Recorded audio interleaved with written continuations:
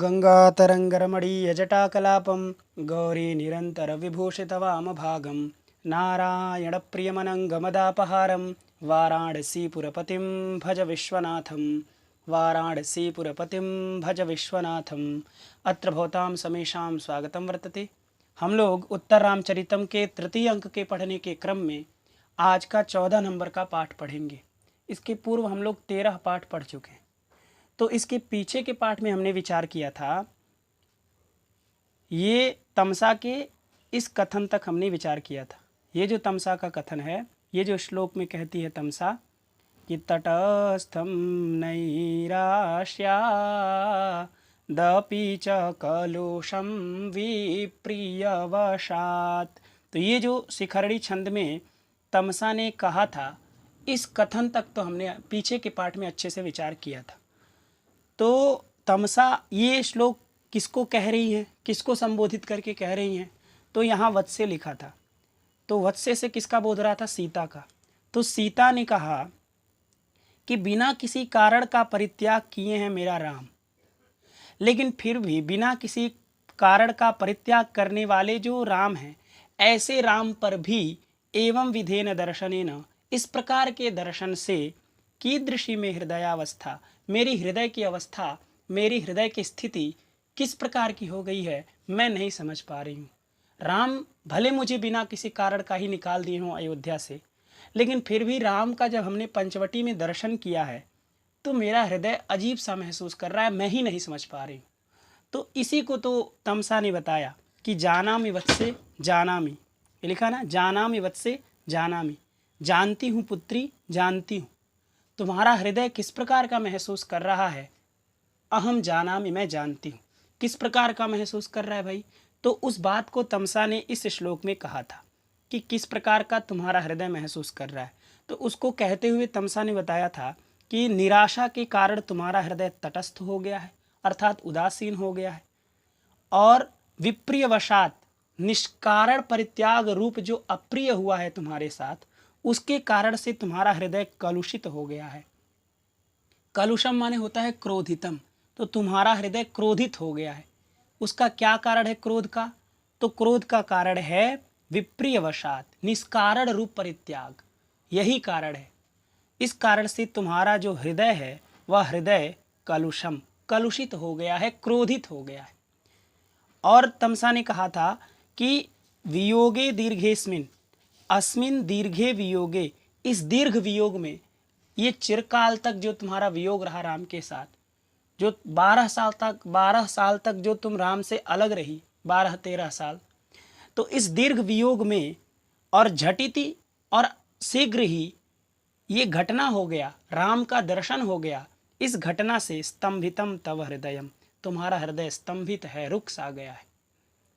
और सौजन्यात, सुजनता के कारण, राम अभी भी सुजन है, अच्छे जन हैं, है कि नहीं, दुर्जन नहीं हुए, सुजन है। इस कारण से तव हृदयम प्रसन्नम, तुम्हारा हृदय प्रसन्न है।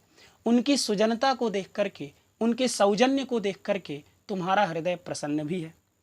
और दैत करुणई ही काढ़ करुणम तव हृदयम, और दैत माने पति होता है, और उनकी करुण मतलब उनकी कष्ट को देख करके, उनके शोक को देख करके, राम के शोक को देख करके तुम्हारा हृदय भी गहरी करुणा में है, गहरा शोक में है। और राम से तुम इतना प्रेम करती हो कि प्रेम के कारण, प्रेमड़ा माने प्रेम के कारण, प्रेम के कारण द्रवीभूतम तव हृदयम, तुम्हारा हृदय द्रवीभूत हो गया है, पानी पानी हो गया है, एकदम द्रव की तरह हो गया है कि नहीं। अस्मिन क्षणे, इस क्षण में, इव माने मानो, मानो ऐसा ऐसा तुम्हारा हृदय महसूस कर रहा है इस समय। इसको तमसा ने कहा था, किससे? सीता से कहा था, क्योंकि सीता ने ही प्रश्न किया था कि कीदृशी में हृदयावस्था। तो उसी का उत्तर तमसा ने दिया कि इस प्रकार का तुम्हारा हृदय हो गया है, अर्थात तटस्थ हो गया है, कलुषित हो गया है, ठीक है ना, स्तंभित हो गया है, प्रसन्न हो गया है, और गाढ़ करुणम हो गया है, और द्रवीभूतम हो गया है।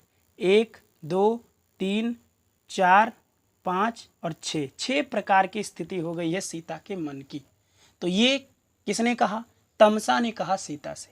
इसके बाद देखिए, राम जी चूंकि ये बात सुन नहीं रहे हैं, राम जी तो ये बात सुन नहीं रहे जो ये सीता और तमसा बात कर रही हैं, इस बात को, यहाँ से यहाँ तक का बात। तो राम जी जो ऊपर बात बोले थे कि सर्वतः अवलोक्य, सभी तरफ देख करके, सनिर्वेदम, थोड़ी शोक के साथ बोले थे, हा हाय न किंचित अत्र, यहाँ पर तो कुछ भी नहीं है। तो उसी के बाद राम ये कथन कह रहे हैं नीचे वाला। राम जी का इस कथन से कोई लेना देना नहीं है सीता और तमसा का, क्योंकि सीता और तमसा को तो राम देख ही नहीं पा रहे। जब देख ही नहीं रहे तो उनके कथन को सुन भी नहीं पा रहे, इसलिए राम का इस कथन से कोई लेना देना नहीं है। ये आपको ध्यान रखना, अलग अलग समझना है, ठीक है। इसके बाद राम जी कह रहे हैं कि देवी, देवी, देवी किसके लिए संबोधन है? सीता के लिए। तो देवी सीते, अब इस श्लोक में राम जी देवी को संबोधित करके कह रहे हैं कि हे देवी, तुम्हारा जो स्पर्श था, जो तुमने स्पर्श किया मेरा, वह स्पर्श किस प्रकार का था, मुझे कितना आनंदित कर रहा था, उस बात को इसमें राम बताएंगे, ठीक है ना। तो उस बात को बताते हुए राम जी अनुष्टुप छंद में एक श्लोक कहते हैं, अनुष्टुप छंद में एक श्लोक कहते हैं, ठीक है ना। तो आइए उस श्लोक को हम लोग देखते हैं। राम कह रहे हैं देवी, मतलब हे सीते देवी, प्रसाद इव मूर्तस्ते स्पर्शः स्नेहार्द्र शीतलः अद्याप्यानंदयति मां त्वं पुनः क्वासि नंदिनी। प्रसाद इव मूर्तस्ते स्पर्शः स्नेहार्द्र शीतलः अद्याप्यानंदयति मां त्वं पुनः क्वासि नंदिनी। इस प्रकार का राम सीता देवी को संबोधित करके कह रहे हैं, और कह रहे हैं कि हे नंदिनी।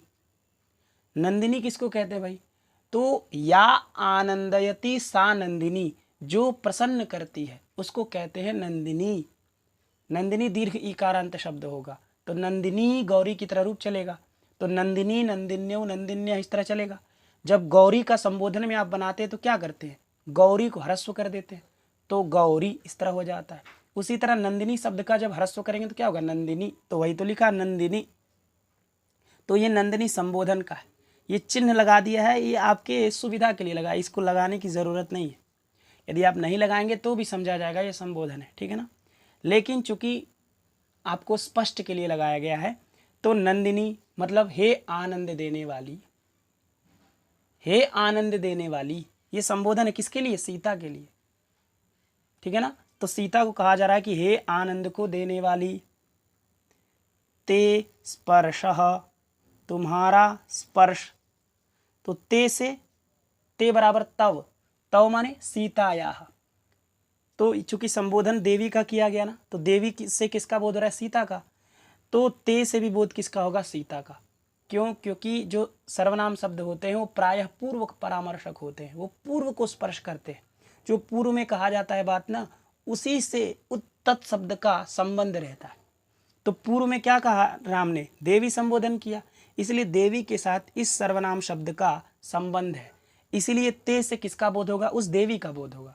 तो देवी कौन है? सीता। तो ते से किसका बोध रहा है? सीता का, ठीक है ना। तो ते का अर्थ हो गया तुम्हारा, तो तुम्हारा माने किसका? सीता का। तो ते स्पर्शः, तुम्हारा स्पर्श, तुम्हारा स्पर्श, हे नंदिनी, हे आनंद देने वाली, ते स्पर्शः, तुम्हारा स्पर्श, अद्यापि, आज भी, अद्याप्यानंदयति में यण संधि है, अद्यापि धन आनंदयति, तो यण संधि कर दीजिए, तो अद्याप्यानंदयति इस तरह बन जाएगा ना। तो हे आनंद देने वाली, ते स्पर्शः, तुम्हारा स्पर्श, अद्यापि, इस समय भी, अद्य माने होता है आज, लेकिन अद्यापि माने आज भी, मतलब इस समय भी, आनंदयति अर्थात आनंदित कर रही है। क्या आनंदित कर रही है भाई? तो ते स्पर्श, यहाँ लिखा ना, देखिए, ते स्पर्श, तुम्हारा जो स्पर्श है, तुम्हारा मतलब किसका? सीता का। तो ते स्पर्श माने तुम्हारा स्पर्श, अद्यापि माने इस समय भी, आनंदयति आनंदित कर रही है। हे नंदिनी, हे आनंद देने वाली, तुम्हारा स्पर्श आज भी माने इस समय भी, आनंदयति आनंदित कर रही है। किसको भाई? तो माम, माम माने मुझको, तो माम से किसका बोल रहा है? रामम। तो माम माने रामम, मुझको, ते स्पर्शः तुम्हारा स्पर्श अद्यापि इस समय भी आनंदित कर रही है कि नहीं? तो स्पर्श कैसा है? तो स्पर्श का विशेषण है स्नेहार्द्र शीतलः स्पर्शः और मूर्तः स्पर्शः। तो मानो राम जी कह रहे हैं कि स्नेह से जो गीला हो गया है, स्नेहेन आर्द्रः इति स्नेहार्द्रः, अर्थात स्नेह से जो गीला हो गया है और शीतल हो गया है। स्नेह रूपी रस से जो गीला है और शीतल है, ठंडक देने वाला जो स्पर्श है, वह स्पर्श आज भी मुझे आनंदित कर रहा है। ठीक है ना? और कैसा स्पर्श है? तो मूर्तः, मूर्तः माने होता है शरीरधारी, मूर्तः का मतलब होता है शरीरधारी। तो शरीरधारी जो स्पर्श है वह स्पर्श मुझे आनंदित कर रहा है, और स्नेह रूपी रस से जो गीला हो गया है और जो शीतल हो गया है, ऐसा जो स्पर्श, अर्थात जिसमें स्नेह ही स्नेह भरा है, जिसमें स्नेह ही स्नेह है, जिसमें प्यार ही प्यार है, ऐसा स्पर्श, ऐसा ते स्पर्श, ऐसा तुम्हारा स्पर्श अद्यापि माम आनंदयति, आज भी मुझे आनंदित कर रही है। और कैसा है? तो मूर्तः, कोई शरीरधारी स्पर्श है, किसी कोई शरीरधारी हमें स्पर्श किया है। ऐसी बात नहीं है कि हम पीछे हम कह रहे थे कि हरिचंदन पल्लवानाम आश्चोतनम नु, ये सब जो हम आनंद अनुमान लगा रहे थे, ऐसा कुछ नहीं है, ऐसा कुछ नहीं है। तो राम जी कह रहे हैं कि मूर्तः जो स्पर्शः और स्नेहार्द्र शीतलः जो स्पर्शः, वह स्पर्शः माम मने मुझको अद्यापि आज भी आनंदयति आनंदित कर रही है। ठीक है ना? तो जैसे मान लीजिए ये ते स्पर्शः, तुम्हारा स्पर्श मुझे आनंदित कर रहा है, ऐसा राम कह रहे हैं। तो कह रहे हैं कि मानो प्रसादः इव, मानो कृपा किया गया। प्रसादः माने होता है कृपा, अनुग्रह। तो राम जी कह रहे हैं कि मानो प्रसादः इव, मानो कृपा किया गया। किसके ऊपर? तो मुझको मानो कृपा किया गया मेरे ऊपर, किसी मूर्तः, किसी शरीरधारी के द्वारा, किसी शरीरधारी ने मेरे ऊपर कृपा किया, ऐसा मानो। क्योंकि मैं तो भाई बेहोश पड़ा था, तो मुझे उठाने वाला कोई था नहीं। तो मानो किसी मूर्तः अर्थात किसी शरीरधारी व्यक्ति के द्वारा प्रसादः इव कृपा किया गया, ऐसा ते स्पर्शः, ये जो तुम्हारा शरीरधारी वाला स्पर्श है, वह स्पर्श मां मुझको अद्यापि आनंदयति, मुझे आज भी आनंदित कर रही है। इसलिए त्वम पुनः क्वासी, तुम फिर कहाँ हो?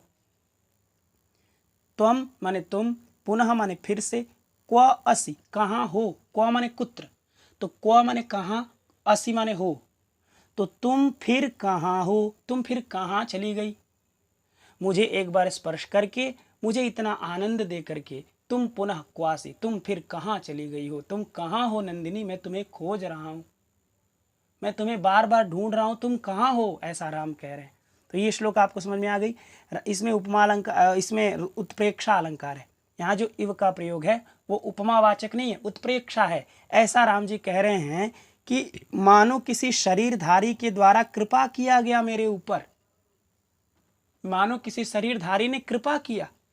सीता जी के स्पर्श जब किया गया राम को, तो राम कह रहे हैं कि सीता का जो स्पर्श है वो मानो किसी शरीरधारी ने मेरे ऊपर कृपा किया, ऐसा वह स्पर्श था।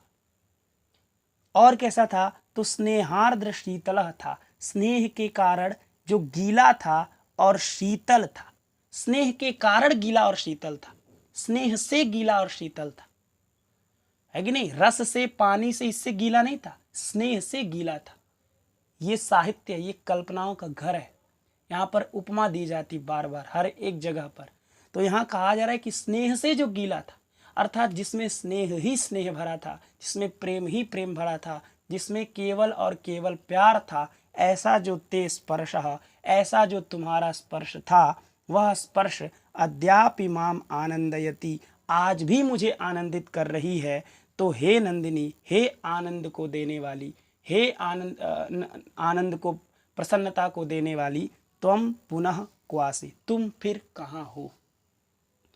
ऐसा राम जी कह रहे हैं। तो ये श्लोक आपको अच्छे समझ में आ गई होगी। तो प्रसाद इव मूर्तस्ते स्पर्शः स्नेहार्द्र शीतलः अद्याप्यानंदयति माम त्वं पुनः क्वासि नंदिनी। ठीक है ना। इसके बाद देखिए सीता ने कहा, अब ये बात तो सीता सुन ही रही हैं, राम के इस कथन को तो सुन ही रही हैं।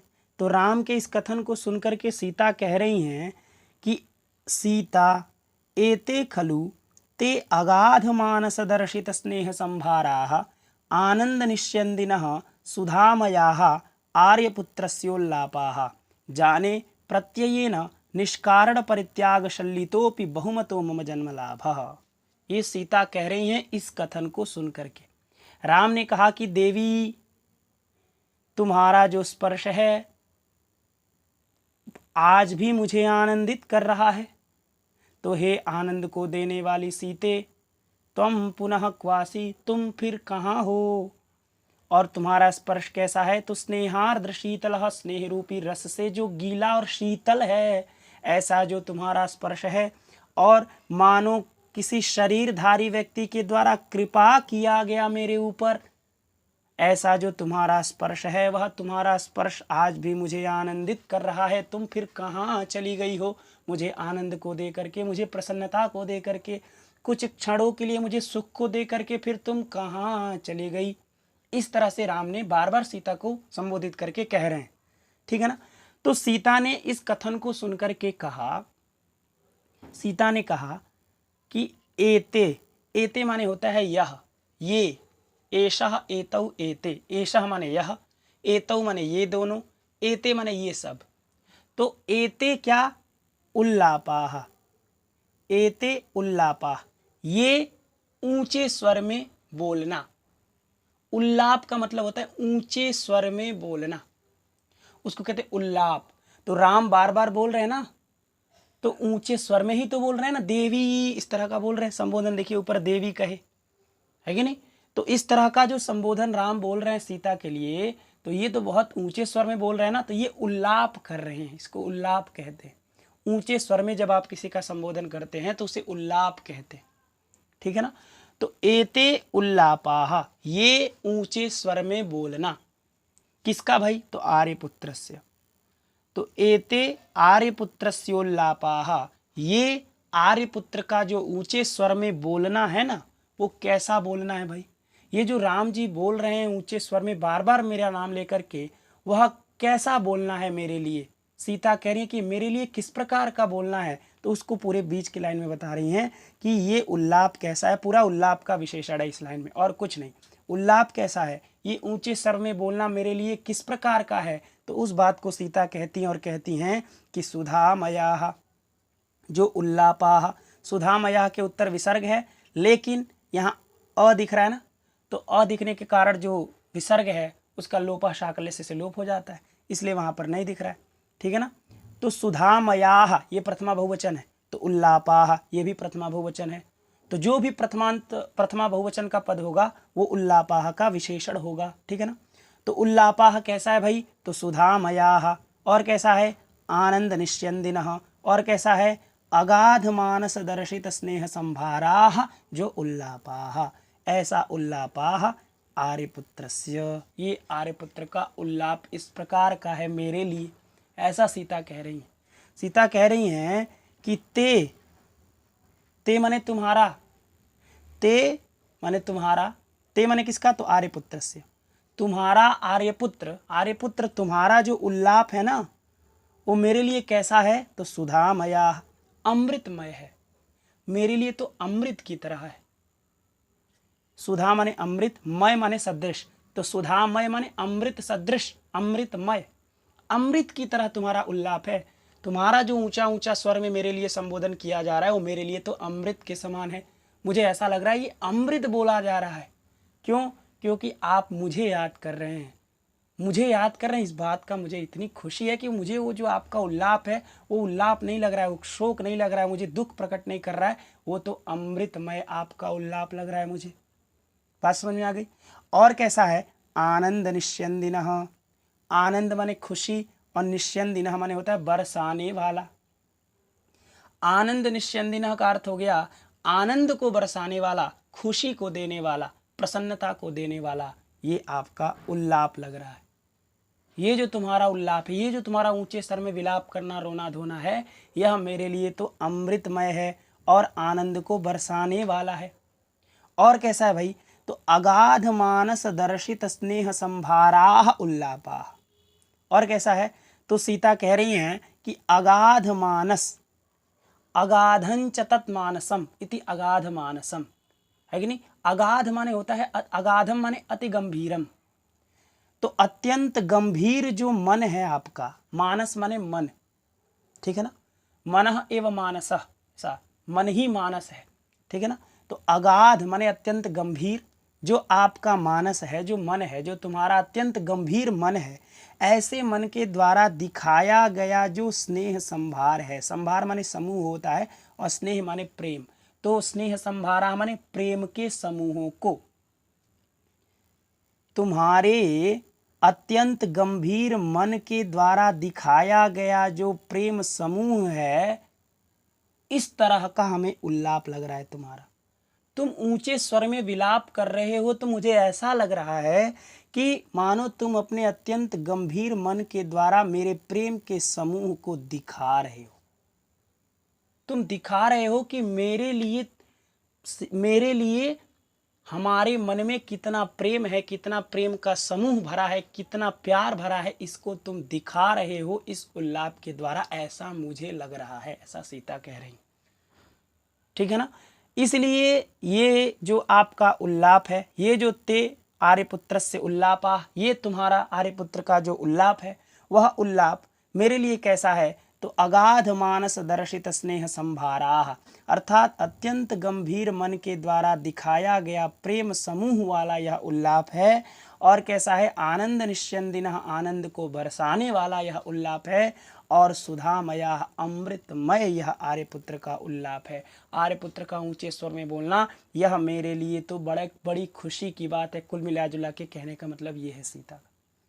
तो आप ये समझ गए। और ऐसा वैसा नहीं, खलु निश्चित रूप से है, खलु अव्यय है, निश्चयार्थक है। तो एते खलु, एते उल्लापा, एते ते आर्यपुत्रस्य उल्लापा, ये तुम्हारा आर्यपुत्र का, ये तुम्हारे आर्यपुत्र का जो उल्लाप है, वह उल्लाप जो अगाध मन से दिखाया गया प्रेम समूह के जैसे है, आनंद को बरसाने वाला है और सुधामया अमृतमय यह आर्यपुत्र का उल्लाप है। ऐसा सीता कह रही है, ठीक है ना। और कह रही हैं कि जाने, मैं ऐसा जानती हूँ, मैं ऐसा समझ रही हूँ। जाने ये कहाँ का रूप है, लटलगार उत्तम पुरुष एक वचन का है। तो अहम जाने, मैं ऐसा समझ रही हूँ, मैं ऐसा जानती हूँ। प्रत्ययेन, पूरे विश्वास के साथ, प्रत्यय माने होता है विश्वास, तो प्रत्ययेन माने विश्वासेन, विश्वास के साथ, मैं पूरे विश्वास के साथ यह जानती हूँ कि निष्कारण परित्याग शल्लितोपि बहुमतो मम जन्म लाभ।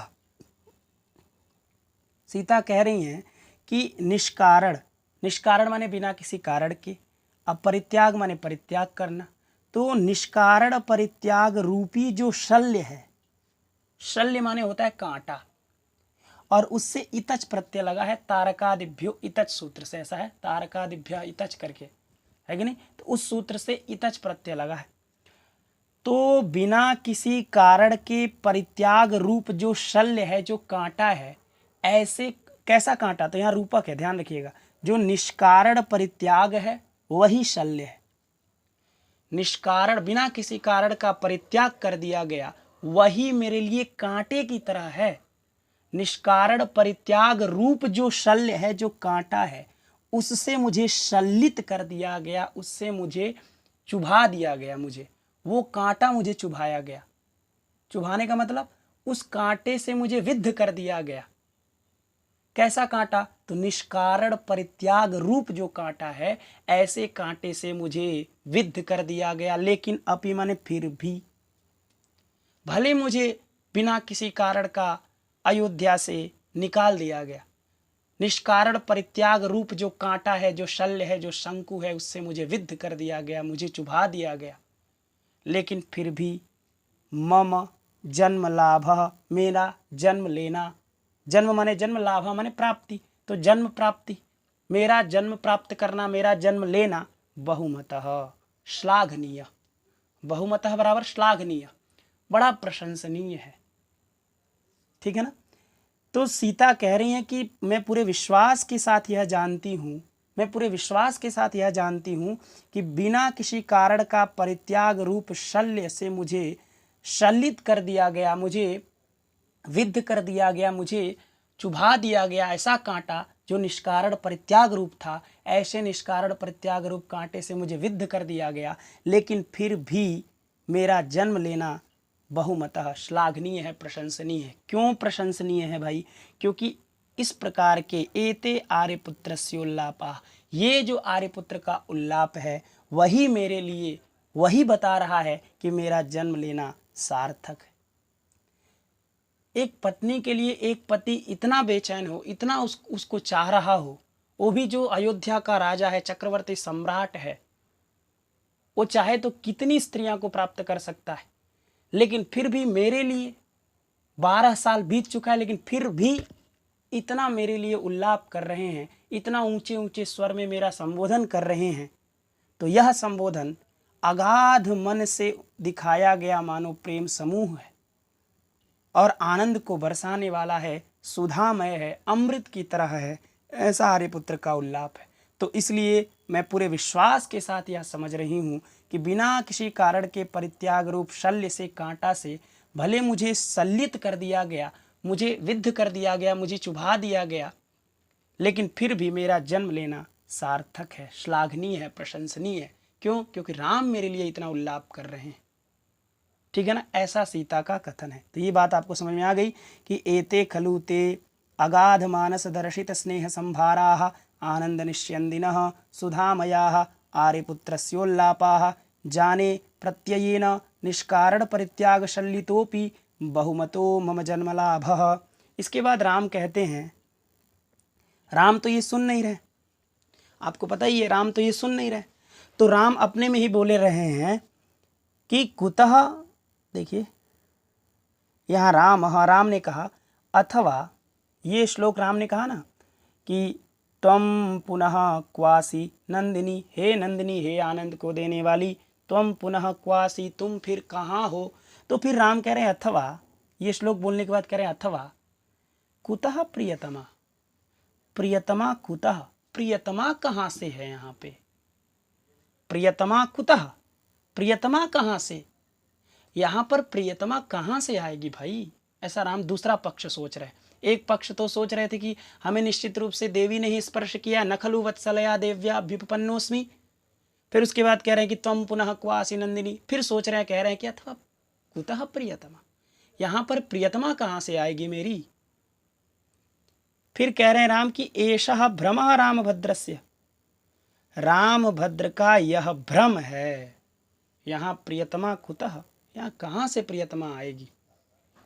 ठीक है ना। और भ्रम कैसे उत्पन्न हुआ, भ्रम का कारण क्या है? राम जी ऐसा सोच रहे हैं कि भ्रम का कारण क्या है।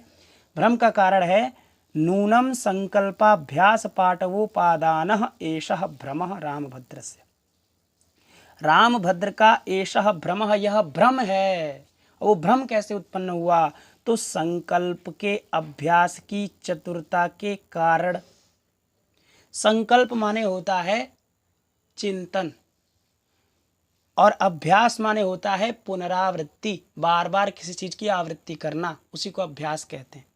और पाठो माने होता है चतुरता। तो चिंतन को बार बार करने की चतुरता के उपादान माने कारण, उपादान माने होता है कारण। ठीक है ना। तो अब देख लीजिए कि संकल्प माने चिंतन के, अभ्यास माने पुनरावृत्ति की, पाठो माने चतुरता के, उपादान माने कारण, एषः भ्रमः रामभद्रस्य, यह रामभद्र का भ्रम है।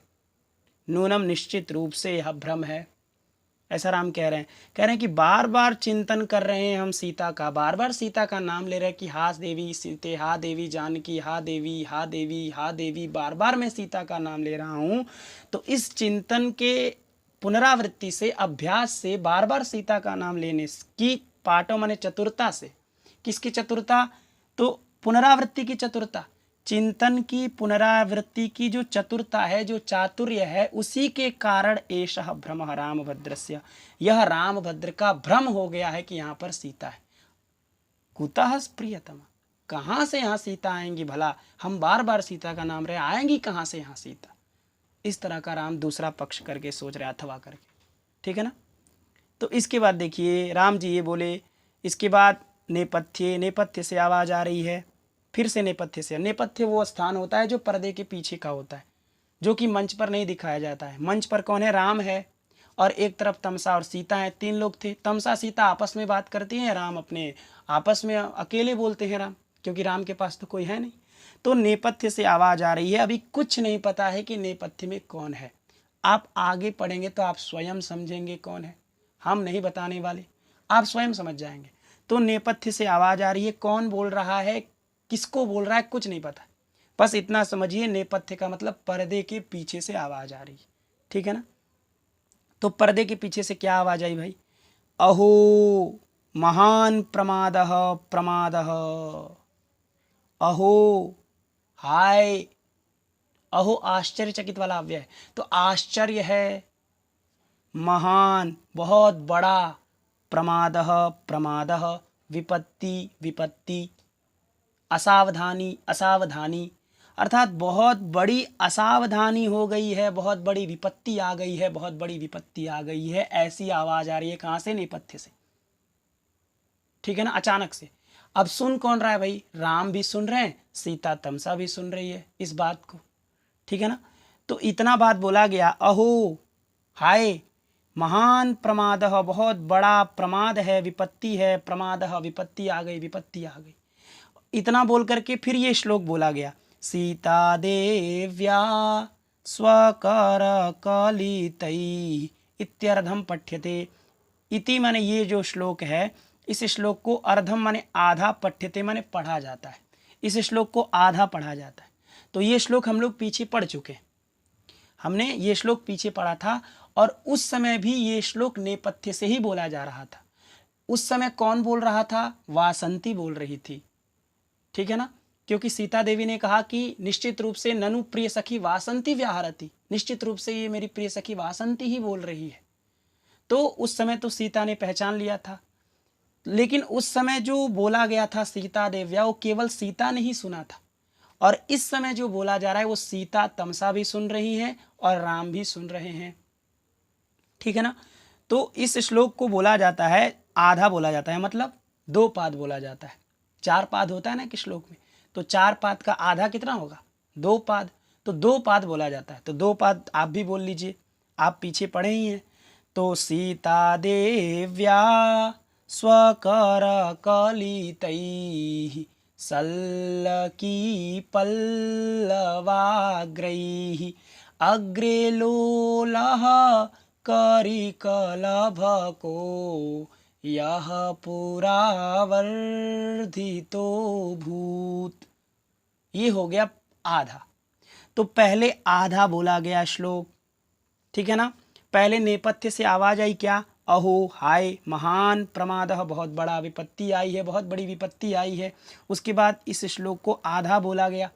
तो इस श्लोक का अर्थ क्या है, आप जानते ही हैं कि सीता देवी के द्वारा स्वकर कलितैः, अपने हाथों के द्वारा इकट्ठे किए गए, सल्लकी पल्लवाग्रैः, सल्लकी के पल्लवों के अग्रभाग के द्वारा, ठीक है ना, सल्लकी पल्लवाग्रैः, अग्रे लोलः करिकलभको, जो करिकलभक है, अर्थात करी माने हस्ती और कलभक माने बच्चा।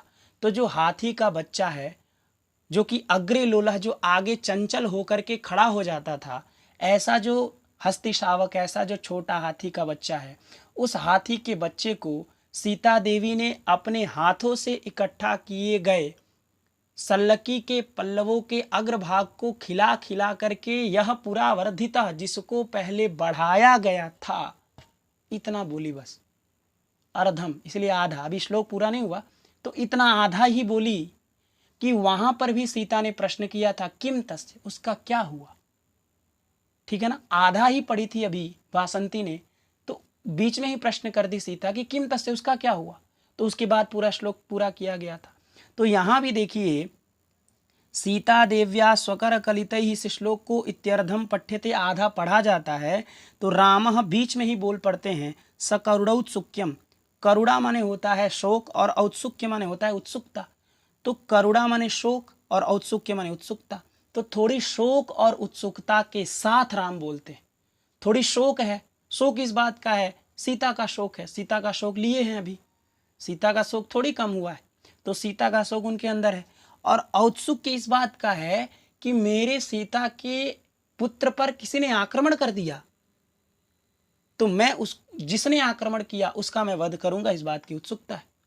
क्योंकि जब तक आप उत्सुक नहीं होंगे तब तक आपके अंदर वीर रस नहीं आएगा। इसलिए राम औत्सुक्यम, थोड़ी उत्सुक हो गए, उनके अंदर उत्सुकता आ गई कि अरे किसने मेरे सीता देवी के पुत्र के ऊपर आक्रमण कर दिया। ठीक है ना। तो इसलिए सकरुण उत्सुक्यम है कि नहीं, थोड़ी करुणा और उत्सुकता के साथ। अथवा जैसे अभी नेपथ्य से आधा ही बात बोला गया है, इसमें यह नहीं बताया गया कि किसी ने आक्रमण कर दिया। सीता देव्या स्वकर कलितैः सल्लकी, सीता देव्या स्वकर कलितैः, इस तरह करके सल्लकी पल्लवाग्रैः अग्रे लोलह करिकलभको यह पुरावर्धितो भूत, इतना बोला गया। तो अब राम को उत्सुकता हुई ना कि बढ़ाया गया था तो फिर आगे क्या हुआ, तो इसलिए राम उत्सुक है कि आगे आगे सुनने के लिए उत्सुक है। इसीलिए सकरुण उत्सुक्यम, थोड़ी करुणा और उत्सुकता के साथ राम बोले कि किम तस्य, उसका क्या हुआ, है कि नहीं। देखिए यहाँ लिखा ना, किम तस्य, उसका क्या हुआ भाई, उसका क्या, तस्य किम, उसका क्या। यही प्रश्न सीता ने भी कहा था, किम तस्य, उसका क्या। तो उसके बाद का देखिए, फिर वासंती उसके बाद का जो उत्तरार्ध है उसको बोलती है, अर्थात पूरा उत्तरार्ध पढ़ती है कि वध्वा सार्धम पयसी विहरन् सोयमन्येन दर्पात् उद्दामेन प्रथित उद्दामेन द्विरदपतिना सन्निपत्याभियुक्तः। इस उत्तरार्ध को पठ्यते, पढ़ा जाता है। ठीक है ना। कौन पढ़ रही है, तो नेपथ्य से पढ़ा जा रहा है। अभी कौन है नेपथ्य में, आप आगे समझ जाएंगे। ठीक है ना। अभी इतना समझिए, नेपथ्य से ये बात बोला जा रहा है, किसी को नहीं पता है कि कौन बोल रहा है। ठीक है ना। तो इसके बाद जब राम ने पूछा कि उसका क्या हुआ भाई, जिसको सीता देवी ने अपने हाथों से इकट्ठा किए गए सल्लकी के पल्लवों के अग्रभाग के द्वारा खिला खिला करके बड़ा किया था, तो इतना ही अभी बोली थी वासंती, चूंकि ये वासंती ही बोल रही है, आपको बता दे रहे हैं नेपथ्य से ये वासंती ही बोल रही है। उस समय भी वासंती ही बोल रही थी, इस समय भी वासंती ही बोल रही है। तो वासंती के इस कथन को सुनकर के राम ने कहा सकरुण उत्सुक्यम, थोड़ी करुणा और उत्सुकता के साथ, कि उसका क्या हुआ।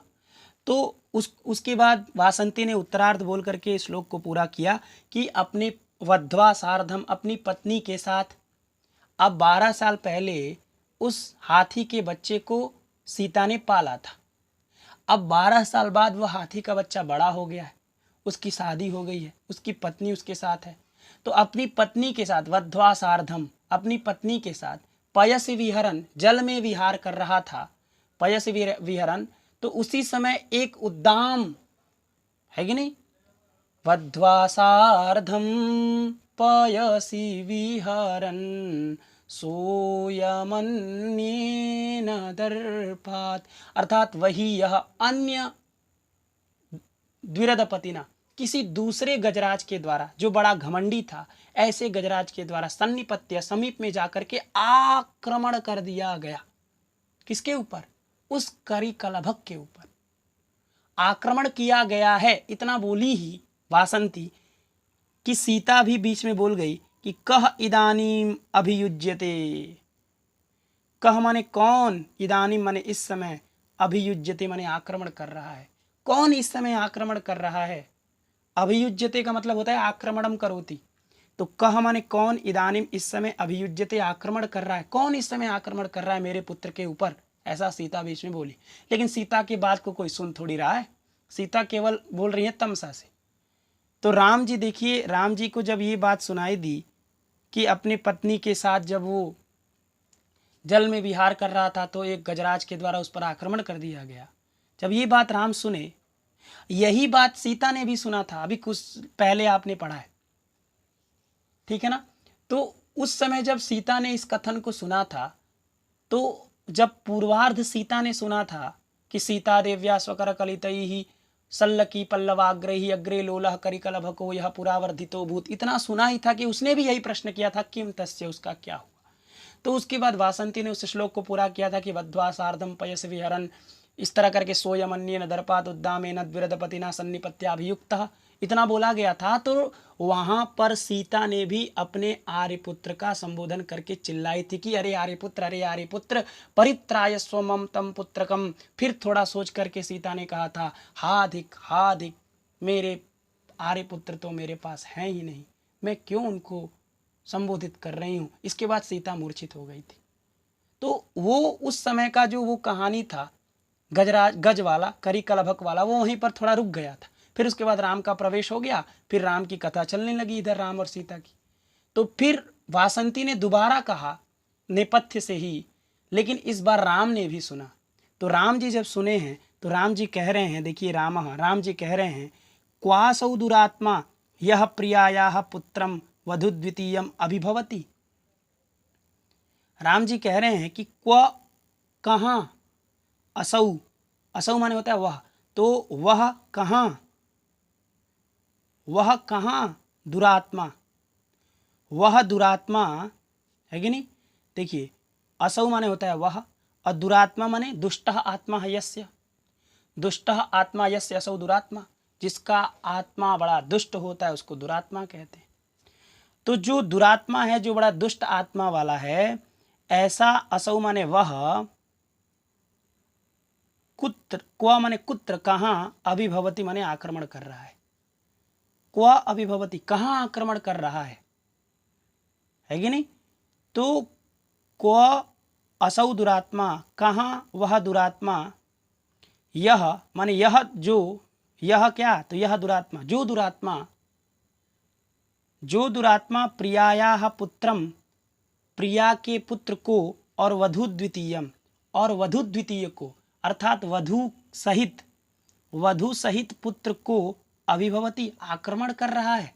क्व, कहाँ है वह, कहाँ आक्रमण कर रहा है, ऐसा राम बोले, है कि नहीं। राम जी कह रहे कि क्व माने कहाँ, असौ दुरात्मा, वह दुरात्मा, यह जो प्रियायाः, प्रिया के पुत्रम, पुत्र को, और वधु द्वितीयम, और द्वितीय वधु को, माने पहला पुत्र और दूसरा कौन, वधु, माने पुत्र पर भी और वधु पर भी अभिभवती, आक्रमण कर रहा है। क्व, कहाँ है वह। इस तरह का राम ने प्रश्न किया, किससे, तमसा से, ठीक है ना, क्योंकि तमसा से कह रहे हैं वासंती से, क्योंकि नेपथ्य से कौन बोली, वासंती ने ही कहा ना। तो राम जी भी अभी नहीं समझे हैं कि ये वासंती बोल रही है अभी राम जी इतना समझ रहे हैं कि कोई बोल रहा है, और जो बोला है उसी से राम ने ये प्रश्न भी किया है कि क्व असौ दुरात्मा, वह दुरात्मा कहाँ है जो मेरे प्रिया के पुत्र पर और वधु पर अभिभवती, आक्रमण कर रहा है, वह कहाँ है। इत्युत्तिष्ठति, इसके बाद उठ खड़े हो जाते हैं। अभी तक राम बैठे थे और बैठ करके अपनी प्रिया के बारे में सोच रहे थे कि क्वासी नंदिनी कहाँ है। फिर बीच में ये नेपथ्य से आवाज़ आ गई तो अब उठ गए राम। इति उत्तिष्ठति, इसके बाद राम उठ जाते हैं। जब राम उठ गए तो प्रवेश करके, अब प्रवेश हो रहा है, किसका प्रवेश हो रहा है, तो जो नेपथ्य से बोल रही थी उसी का प्रवेश हो रहा है। तो अब वासंती ने प्रवेश लिया मंच पर। अभी वासंती का पहली बार मंच पर प्रवेश हुआ है। वासंती कौन है, वन की देवी है, वन की देवी और सीता की प्रिय सखी है, वन की देवी और सीता की प्रिय सखी है, क्योंकि सीता जब वनवास में थी तो उस समय वासंती सीता की प्रिय सखी थी। जब सीता की सखी हैं तो राम की भी सखी होंगी, है कि नहीं। जब राम की पत्नी सीता है तो सीता की जब सखी वासंती है तो राम की भी तो सखी वासंती होगी। इसीलिए जहाँ भी राम जब वासंती को संबोधित करेंगे तो सखी सखी कहेंगे, क्यों, क्योंकि जब सीता की सखी है तो राम की भी तो सखी है, ठीक है ना। तो इसके बाद देखिए, वासंती ने संभ्रांता, बड़ी घबराई हुई, संभ्रांता का मतलब होता है घबराई हुई। तो घबराई हुई वासंती ने कहा, देव राम त्वरयताम, जल्दी करिए। त्वरताम माने त्वरा क्रियताम, शीघ्र करिए, जल्दी करिए। ठीक है ना। तो जब वासंती का मंच में प्रवेश हुआ पहली बार, तो सीता ने वासंती को देखा। तो सीता ने देखा तो सीता ने कहा, हा हाय कथम में प्रिय सखी वासंती। कथम माने कैसे, में माने मेरी, प्रिय सखी जो वासंती है वह कथम, वो कैसे हो गई है। हा हाय मैं प्रिय सखी वासंती कथम, मेरी प्रिय सखी वासंती कैसी हो गई है। 12 साल बाद सीता देख रही है अपनी प्रिय सखी वासंती को। तो जो 12 साल बाद देख रही हैं तो जब आप किसी से 12 साल बाद मिलते हैं तो कहते हैं ना आप भी, अरे कैसे मेरा दोस्त कैसा हो गया। तो यहाँ वो भी सीता कह रही हैं कि कथम में प्रिय सखी वासंती, मेरी प्रिय सखी वासंती कैसी हो गई है। फिर राम भी कहते हैं, राम भी कहते हैं, कथम देव्याः प्रिय सखी वासंती। देव्याः प्रिय सखी, देव्याः माने सीतायाः, तो सीता देवी की जो प्रिय सखी वासंती है वह कथम, वह कैसे। वासंती यहाँ कैसे, ऐसा राम सोच रहे हैं। राम कह रहे कि देव्याः प्रिय सखी, देवी की जो प्रिय सखी है वह वासंती कथम, कैसे। ठीक है ना। तो ये प्रिय सखी विशेषण है किसका, वासंती का। यहाँ भी प्रिय सखी विशेषण है वासंती का। ठीक है ना। जो प्रिय सखी है, प्रिया चासो सखी, जो बड़ी प्रिय सखी हो उसको कहते हैं प्रिय सखी। और ऐसी प्रिय सखी कौन है, वासंती है। किसकी प्रिय सखी है, सीता की। तो यदि ऐसा प्रश्न आए कि वासंती की प्रिय सखी कौन है, तो सीता, अथवा सीता की प्रिय सखी कौन है, वासंती। ठीक है ना। तो सीता कह रही हैं कि हा कथम में प्रिय सखी वासंती, हाय कैसे मेरी प्रिय सखी वासंती हो गई है। राम कहते हैं कथम देव्याः प्रिय सखी वासंती, देवी की प्रिय सखी वासंती कैसे। ठीक है ना।